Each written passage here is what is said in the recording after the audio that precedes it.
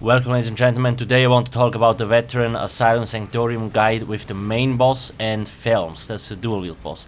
I also do have guides for the other versions. I will make sure to put the link in the description, and you can find a written guide on my website. In terms of mechanics on the main boss, there is nothing new. It's the exact same fight. So for example, at 90%, 75, 50, 25, the boss will jump. Spheres will spawn at the same rate as when you're doing the boss alone, and the main boss will enter execute phase at 25% when the fires start to spawn. So why is the fight more difficult? It's because when you add the mini boss to the mix, you start overlapping mechanics, and that is what makes it more difficult, a lot more difficult actually. On top of that, the dual wield mini boss adds maim debuff on the players with certain abilities reduced. Another big problem is that Felms jumps around a lot, so he's actually quite difficult to target. That brings me to the group setup. I highly recommend having as many ranged setups as possible. Especially Magica Nightblades and Magica Swords are very good here, because they have a lot of ranged attack. When the boss teleports to another player and he leaves a huge red AoE on the field, that attack is called Shrapnel Storm. So what does it do? Basically, every player that gets hit by this red AoE will get the main debuff, reducing their damage. So it is very important that you position the people correctly. Now, to who does the boss jump? Basically, he jumps to the two furthest players. So there's two things that you can do. You either can place a player on the entrance and exit, or someone on the far right side and on the far left side, because he will always jump to the furthest targets. That will result in the main field, like this huge red field, being placed outside the group, because most players should be somewhere around the middle of the arena, so they don't get the debuff. What worked best for us was still having one or two players on the spheres that constantly spawn to kill them in a decent time, and everybody else focusing on the dual wield mini boss, because he needs to die in 3 minutes 30. If he's not dead till then, he will enrage and basically kill everyone. It's very important that you kill him in the given time. Once the boss is down, you can focus the main boss. The only reason this fight gets so intense and difficult is because all mechanics can happen independent of each other. So there is no timing in between. You can get really unlucky and you can get like all those shock fields from the main boss and the main bombs from the mini boss and all that stuff. So it's very important to learn that people use shields with like Harness Magica and avoid most damage. So the healers don't have to spam Breath of Life and then drop out of Magica and can't heal anymore. While the dual wield mini boss is down, spheres continue to spawn, so you will not actually manage to damage the boss a lot. This will be a very long fight. It might take you up to an hour, because it's just very slow depending on your DPS. And even if you have good DPS, you don't have a lot of time to damage the main boss, because spheres constantly spawn, and then the dual wield mini boss applies maim and all that kind of stuff. Another dangerous attack that the mini boss does is a Manifest Wrath.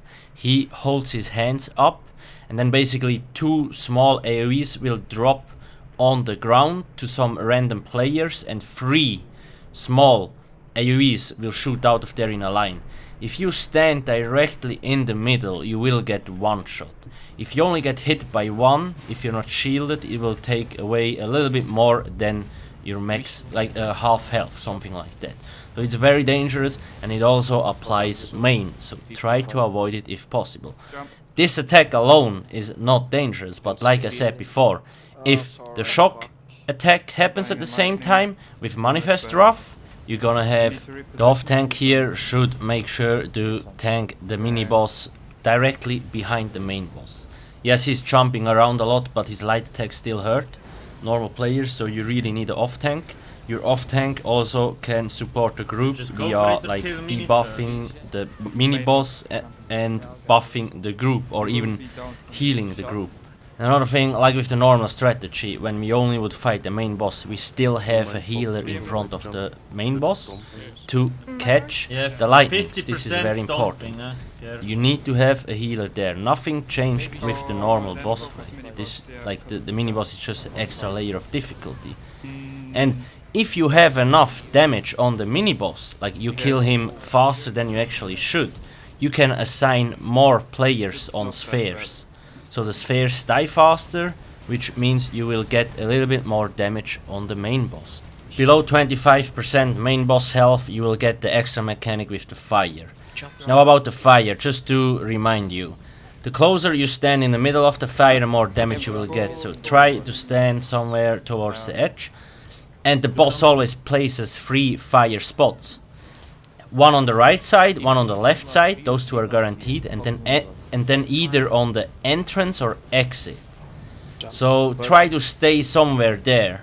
And if you get hit by the fire, just make sure to shield. And you need to really make sure that the healer or a person is close to you that has purge. Because you can purge the fire dot. Now you might think, yeah, well, that's not that hard, it's the same as with the other. Now you get a second problem. That's the dual wield mini boss. Like he can drop manifest rough on like a player or 2 players, and then if you're 2 stacked, half your group is gonna get one shot.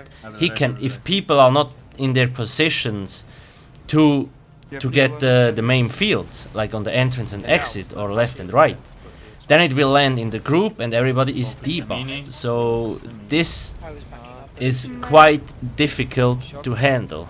When the main boss reaches 27-26%, you need to make sure that the mini boss dies. And then you drop the main boss to 25, he does his jumping mechanic and the fire begins. If you have the mini boss up and the boss jumps, you're most likely gonna die.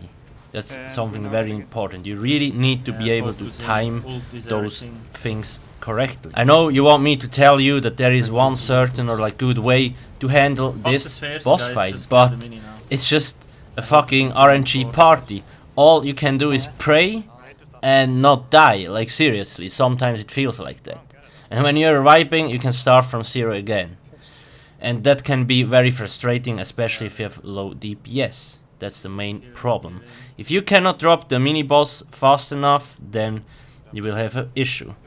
Now you can kinda see that whether you actually can do that or not pre-execute. If you're already having troubles to drop the mini boss before the execute phase, then it's not gonna happen in the execute phase.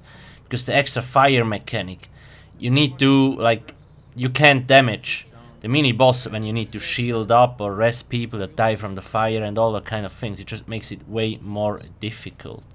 So yeah, in the end, just fucking pray to RNG and yeah, that's it. Like, it's really not easy. And if you haven't done so, make sure to do the main boss plus Lotus first. It is a little bit easier than this fight.